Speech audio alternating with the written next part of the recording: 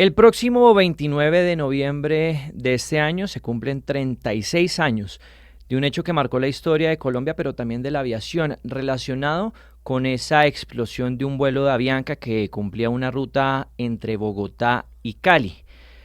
Poco se ha hablado de nuevos desarrollos judiciales que tiene esta historia. Lo que ha podido conocer el país a la fecha es que ese habría sido un atentado que habría cometido el cartel de Medellín en finales de la década de los 80 por parte de su líder natural, quien era el narcotraficante Pablo Escobar.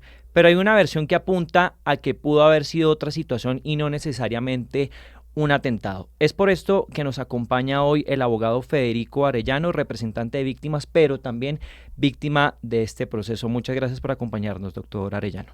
Muchas gracias, Juan Esteban. A ustedes muy agradecidos por esta invitación a Blue Radio, por este importante espacio que se nos da para explicar la realidad de los hechos que acaecieron el 27 de noviembre, no el 29. 27 de noviembre, discúlpeme.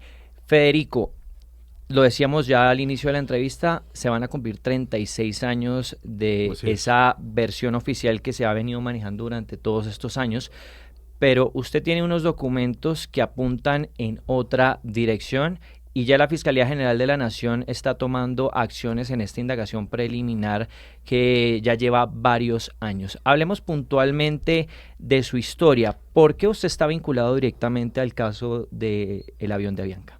Bien. Pues sí, sea lo primero iniciar por ahí, me parece muy procedente y conducente, toda vez que mi padre murió en ese triste episodio que enlutó al país y posteriormente logré declarar de lesa humanidad junto con los buenos oficios del procurador Ordóñez y del doctor Mendoza Diago, que estaba en ese momento en la Fiscalía General. Y eso fue en 2009. Mi padre era un cantor, un cultor de la música colombiana, el maestro Gerardo Arellano Becerra, y él viajaba porque ese día iba a cumplir un compromiso que terminaría cumpliendo un compromiso con el destino, porque era el día final de su existencia. Iba a ir a cantarle a su padre, es decir, a mi abuelo, la misa de 20 años de muerto, o sea que mi padre y mi abuelo murieron el mismo día con 20 años de diferencia. Allá lo esperaban sus hermanos en Cali para trasladarse a Buga y hacer los homenajes en memoria de don Alfonso Arellano. Entonces mi padre lamentablemente fue una de las víctimas inocentes de ese trágico siniestro.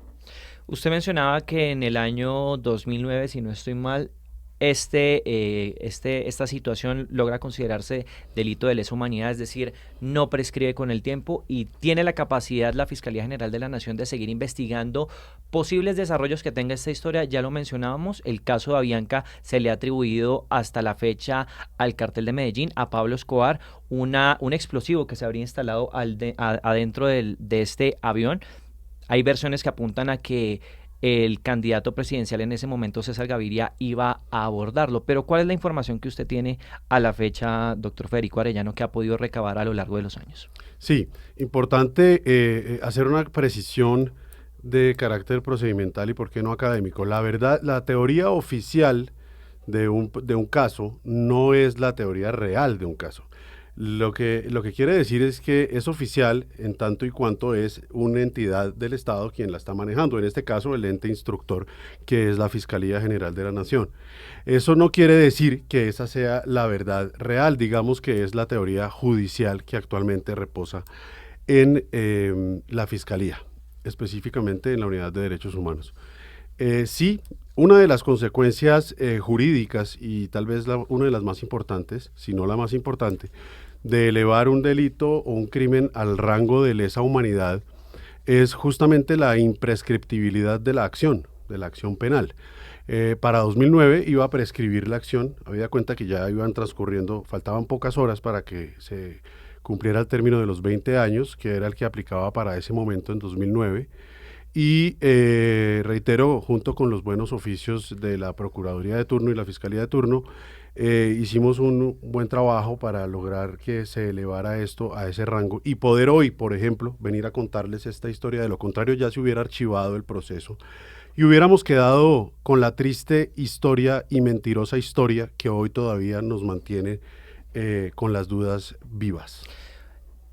Esa teoría que ustedes proponen con las pruebas que ya le han venido entregando a la Fiscalía General de la Nación apunta a que en realidad no fue un explosivo que estaba al interior de ese vuelo. Tan pronto despega el avión, alrededor de unos 5 minutos creo que alcanza a pasar del momento de la explosión, sino que en realidad pudo haber sido un misil tierra-aire que impactó el avión. ¿Cómo es esa teoría, doctor Arellano? Bueno, esa es una historia muy larga. Yo no sé si tengamos tanto tiempo como para contarla por completo, que para efectos, ¿por qué no?, de los anales de nuestros días, sería muy bueno tenerla en cuenta bien documentada. Ya se hará en su momento en un producto audiovisual. Efectivamente, es sabido que en el siniestro Avianca murieron ciudadanos norteamericanos. Por ese motivo, digamos que adquirió competencia el FBI para adelantar investigaciones desde sus laboratorios, con su experticia, con todos sus asuntos técnicos, profesionales y científicos, para establecer cuáles fueron o cuáles habían sido las causas, digamos, de aquel suceso lamentable. Cuando aquello pasó, el señor Frederick Whitehurst, que es una persona muy importante en esta investigación y que es un hombre que goza de todo mi respeto y admiración, que además también es abogado, era el jefe de explosivos para la época de ese buró, que sin duda es el más calificado y reputado que hay en el planeta en materia de investigación, el FBI. Profirió un dictamen pericial que arrojaba como resultado los componentes de la ojiva de un misil en ese caso, lo cual pues efectivamente de inmediato pues deja sin piso la teoría oficial, la teoría del caso oficial que maneja la Fiscalía, de que se trataba de un atentado terrorista perpetrado por el Cártel de Medellín y que era consecuencia de un explosivo que habían ingresado en un maletín al avión. Eso no fue así.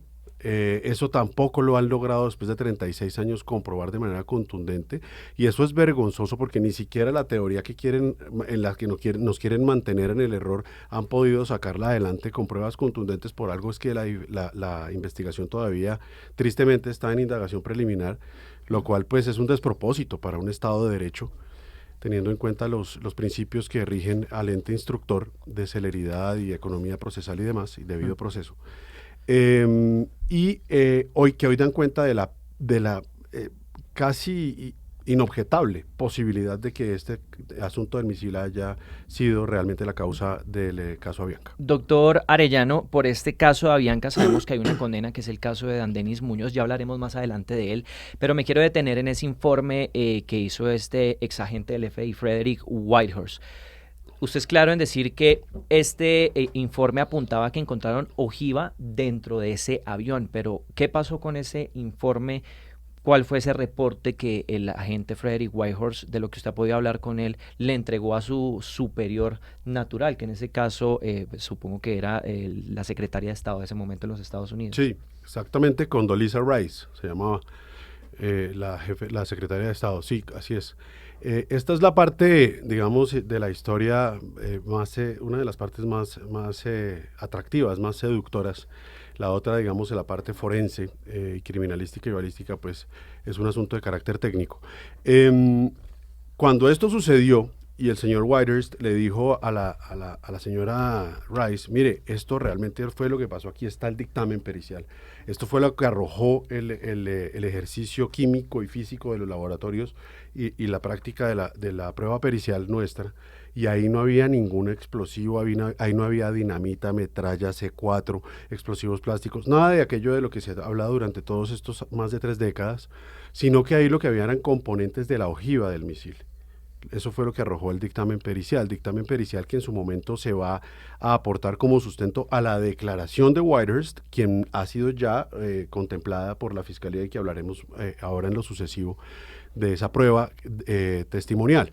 Entonces, cuando esto sucedió, la señora le dio una orden, digamos que una orden, por qué no decirlo abiertamente, ilegítima, y le dijo, no, usted tiene que decir que lo que pasó fue lo que ya se sabe, y por eso entonces tenían la necesidad de que esa prueba fuera en la dirección en que se trataba de una bomba, para poder vincular a Dandenis Muñoz Mosquera, para poderlo condenar y para que la justicia norteamericana pudiera sacar pecho y decir que había cumplido con los presupuestos, digamos, de aplicación de la ley en esta materia, además en un apoyo a una política contra el narcotráfico. Entonces, pero todo esto en un contubernio entre estados, porque esto no se puede entender de otra manera. Juan Esteban, es muy grave lo que allí sucedió y es muy grave que hoy quieran mantenernos en el ocultamiento de la real situación de lo que pasó, del presupuesto fáctico real de lo que sucedió en el caso Avianca. Entonces, este señor dijo, si me tiene que costar el puesto, que me cueste. Y lo despidieron. Y lo despidieron por ese motivo. No contaban ellos con la astucia del señor Whitehurst de que salió e interpuso una demanda, lo que nosotros conocemos aquí en el derecho laboral como un despido injustificado, un despido sin justa causa, y demandó al Estado, él como trabajador, por haber sido despedido injustamente, bajo el argumento de que a él lo habían despedido por no mentir, y que él podía probarlo diciendo que la verdad de las cosas había sido esta y no otra que le querían hacer a él firmar. Entonces, la justicia norteamericana en ese momento ya conocía, así fuera la laboral, pero ya conocía, o los competentes, del caso real de lo que había pasado en el siniestro Avianca. Y estamos hablando de hace 36 años. O sea que nos han querido mantener en el ocultamiento la verdad de los hechos. Importante decir que el Perdón, sí. Y ganó la demanda, ¿no?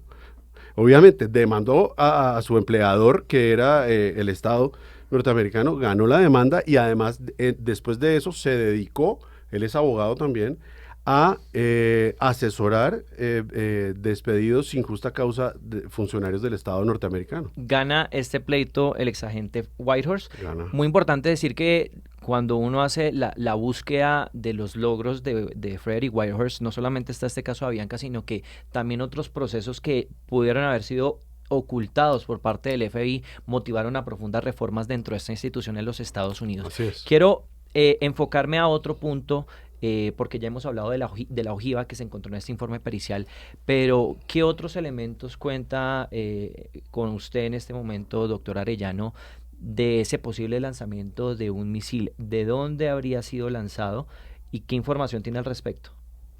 Bueno, hay que partir de una premisa de absoluta responsabilidad. Aquí no podemos ni señalar ni hacer juicios de valor alegres ni irresponsables, muchísimo menos en un caso tan sensible, y mucho menos cuando lo que se pretende es hacer valer la verdad y la justicia.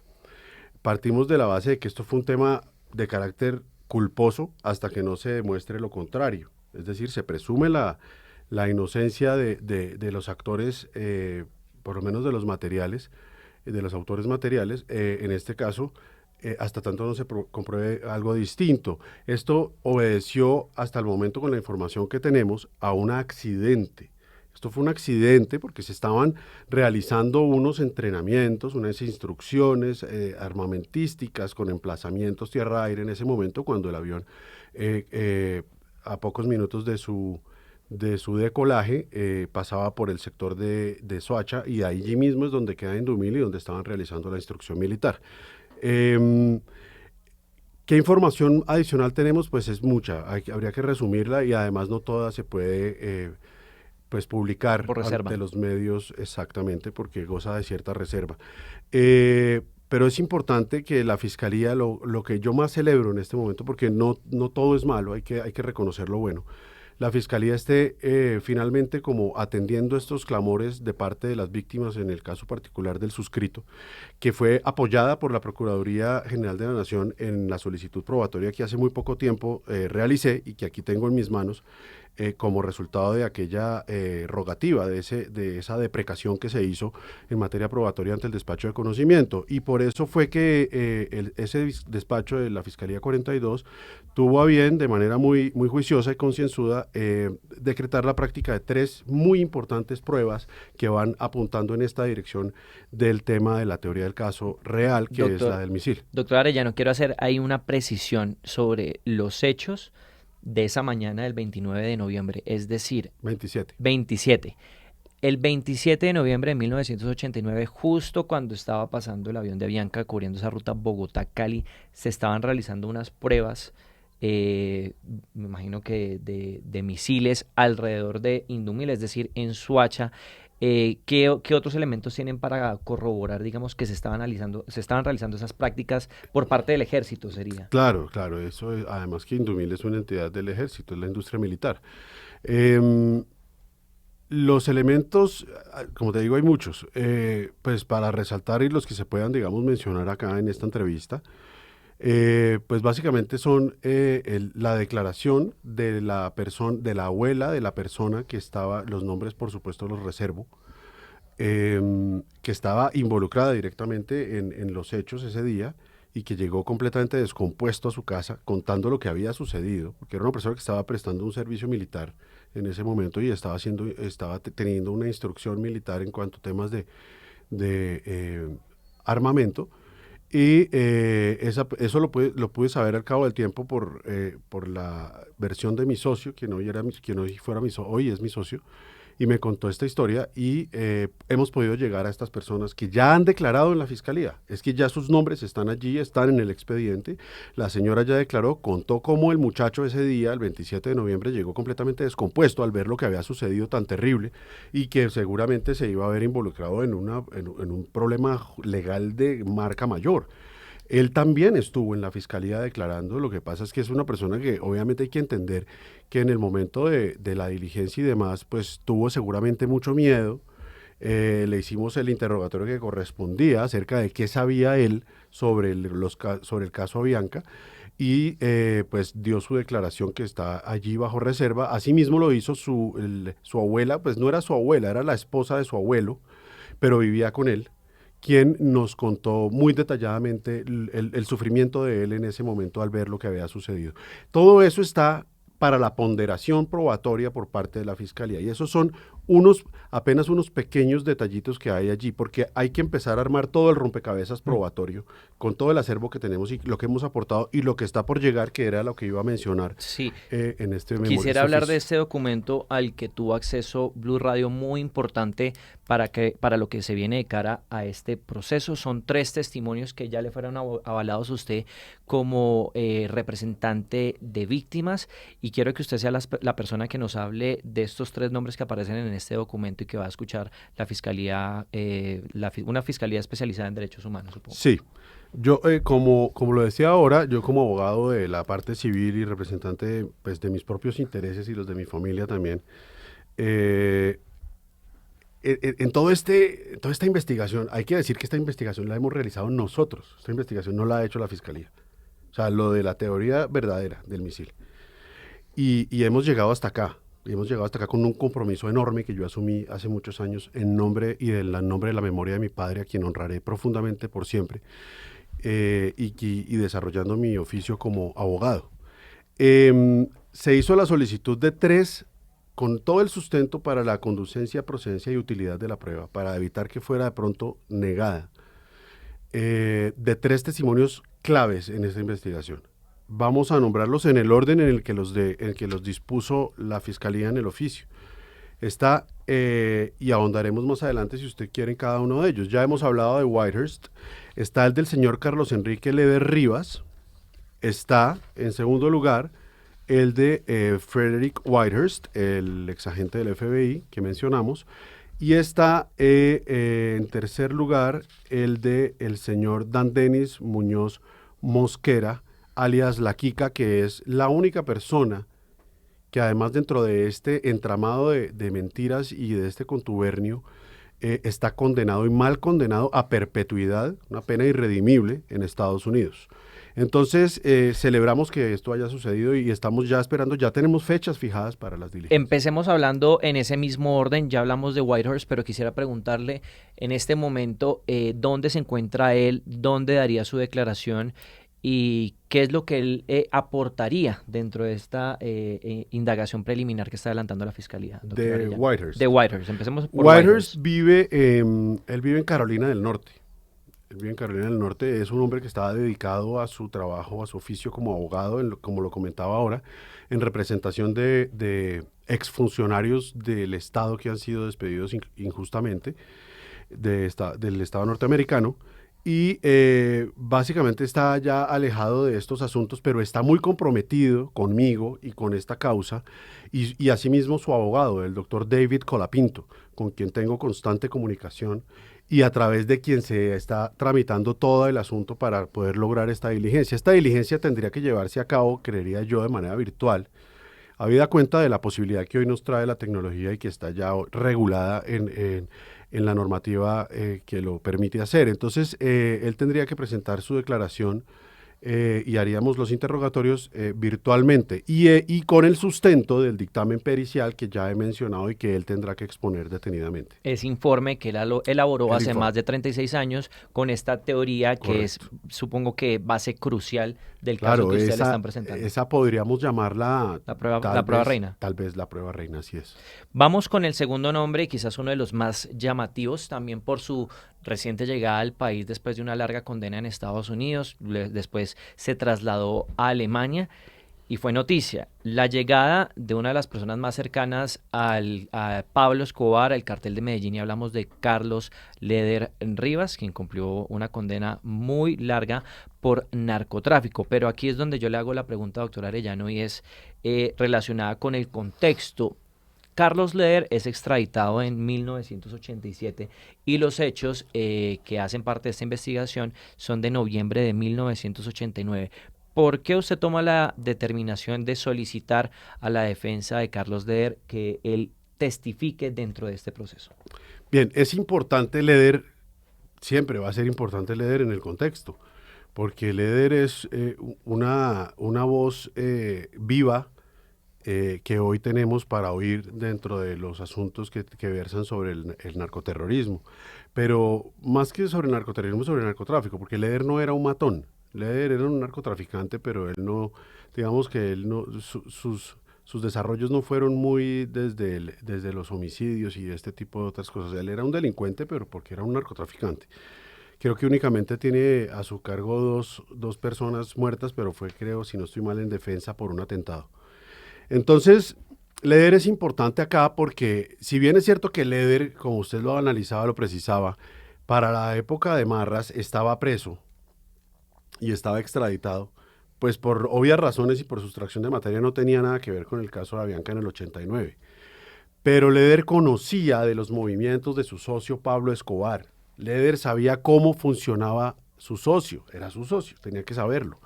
Leder sabía cuáles eran las movidas y cuál era el modus operandi y cuáles eran los iter criminis que ellos desarrollaban en la ejecución de sus delitos, de sus reatos. Y Leder ha sostenido que, y de verdad que atando cabos uno empieza a hilar delgado y va llegando a conclusiones. Esto sucedió así. Recuerden ustedes que Pablo Escobar era una persona que se preciaba y se vanagloriaba prácticamente se autoincriminaba y se adjudicaba los crímenes cada vez que esto sucedía. Así lo hizo con el sonado caso del DAS, con El Espectador, etcétera, etcétera. Y esto lo hacía no con nada y con un ánimo distinto que al de el sometimiento a partir del terror al Estado para lograr su fin político, que era la no extradición, o su fin jurídico mejor.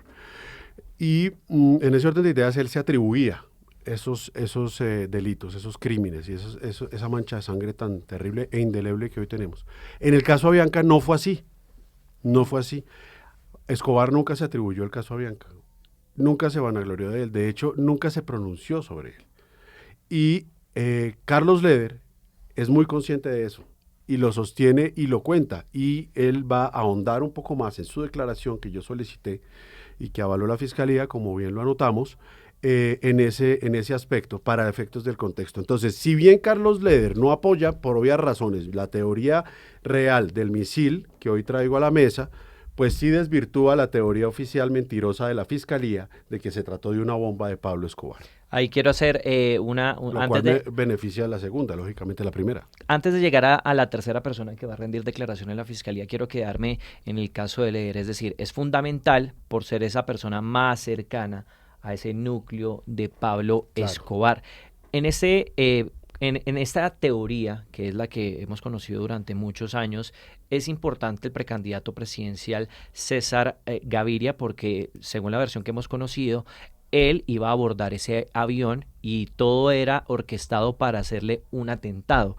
¿Usted ha podido conversar directamente con el expresidente César Gaviria sobre este proceso? Mire, Juan Esteban, de las primeras declaraciones que yo solicité cuando entré en 2009 a ser parte de este proceso, justamente como representante de parte civil dentro del proceso penal local, fue la de Gaviria. fue la de César Gaviria Trujillo. Y la otra fue, tal vez fueron en este orden, la de el doctor, la del exfiscal de turno, que ya murió, el doctor de Grave, y el doctor César Gaviria. Esas dos fueron las dos primeras actuaciones tal vez procesales que yo impulsé en el curso de esta investigación. Gaviria no viajaba en aerolíneas comerciales en ese momento. Gaviria, su cuerpo de seguridad le había prohibido viajar en aerolíneas comerciales. Además porque él decía, digamos como a título jocoso, que él se montaba él se iba para un avión y se le desocupaba un avión, porque él era objetivo militar, a él lo estaban persiguiendo los narcos para matarlos por lo que ya sabemos, porque él promovía la extradición del cartel de Medellín.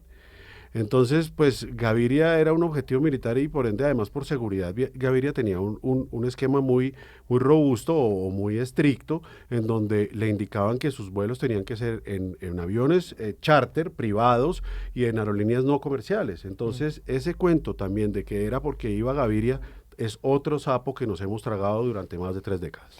Vamos con la última persona que aparece en este documento y es Dan Denis Muñoz. Ya lo decíamos, la única persona condenada por estos hechos. Leyendo yo el documento, se puede apreciar que declararía desde una penitenciaría en los Estados Unidos. Sí, es bien importante hacer hincapié también en este caso, en este testimonio de Muñoz Mosquera.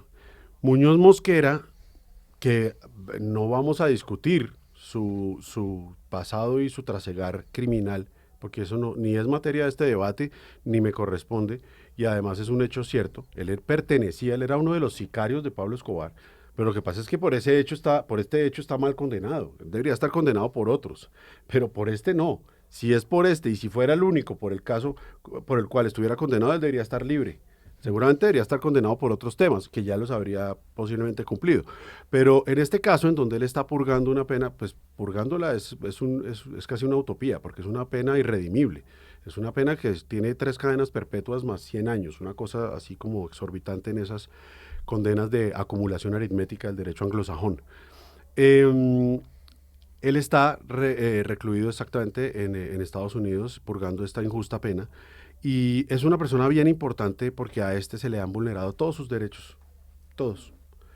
Y el juez Johnson, Sterling Johnson, que es el juez del Distrito de Nueva York que se encargó de juzgarlo, reabriría en su momento o tomaría, es lo que llaman ellos un motion, promoverían una reapertura del caso para revisarlo si hubiera pruebas, digamos, sobrevinientes o argumentos nuevos que pudieran llevar a pensar siquiera de manera sumaria, y aquí es con prueba, digamos, solemne, que lo que allí pasó no tenía nada que ver con la Kika. Es decir, podríamos además sacar libre a la Kika, que me parecería un gran avance en materia de justicia. Vamos con las fechas. ¿Cuándo tiene previsto usted realizar estos interrogatorios con la Fiscalía General de la Nación? Bueno, más que yo, las fechas que ha fijado el despacho, la diligencia con el señor Leder, que estaba para el 20, hace 4 días, para el 20 de junio de los corrientes, por agenda del despacho justamente, fue reprogramada para el 31 de julio. Esa es la primera que vamos a tener. Es decir, estamos a cuestión de un mes, más o menos, un poquito más, un mes y una semana para surtir la diligencia con el señor Carlos Leder Rivas, que reitero es de la mayor importancia.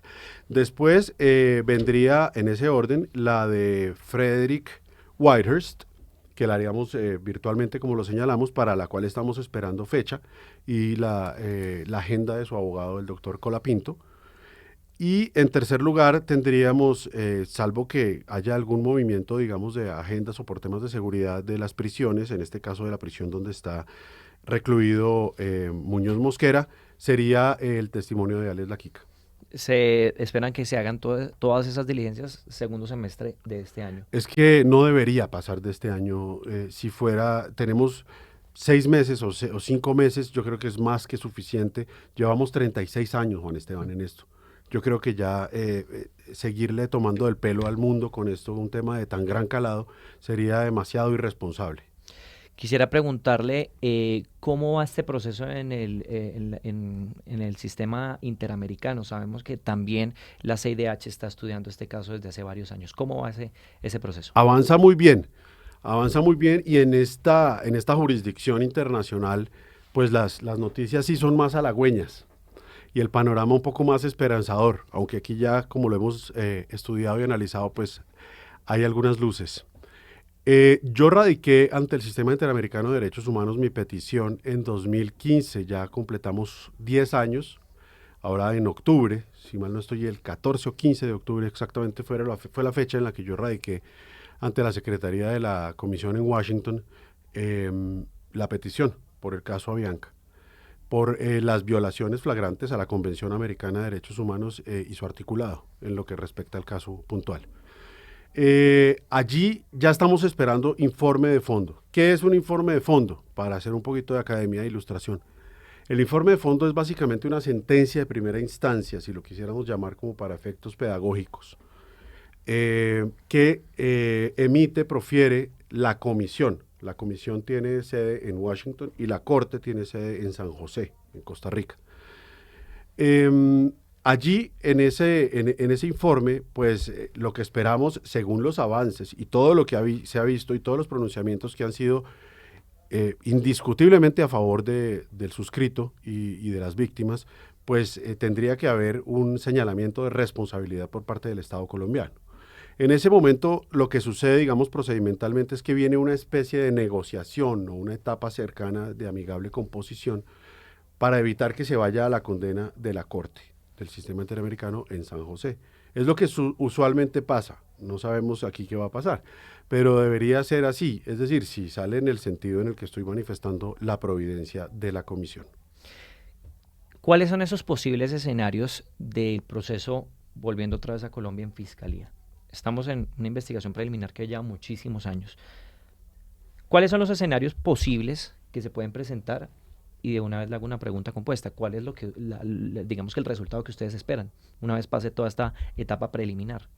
Se la respondo empezando por la segunda. Los resultados que nosotros esperamos son la verdad y la justicia. Contundente, no es más. No más engaño, no más mentiras, no más torpedeos, no más intereses subrepticios, no más mano negra en la justicia, no más corrupción administrativa. Y la primera es, pues, ¿qué escenarios puede haber? Pues los que tiene que haber de manera coherente y consecuente en una investigación seria. Y es que si estas pruebas indican con su conducencia, procedencia y utilidad que lo que allí hubo no fue ningún atentado terrorista por parte del Cartel de Medellín, sino un accidente proveniente de la implosión por el impacto de un agente externo en el HK 1803, pues ahí va a cambiarnos completamente el panorama jurídico. Entre otras cosas, yo creo que también lo están queriendo no dejar avanzar, porque si esto pasa como tiene que pasar, por prueba sobreviniente, se podría reabrir el asunto de responsabilidad administrativa en la jurisdicción local.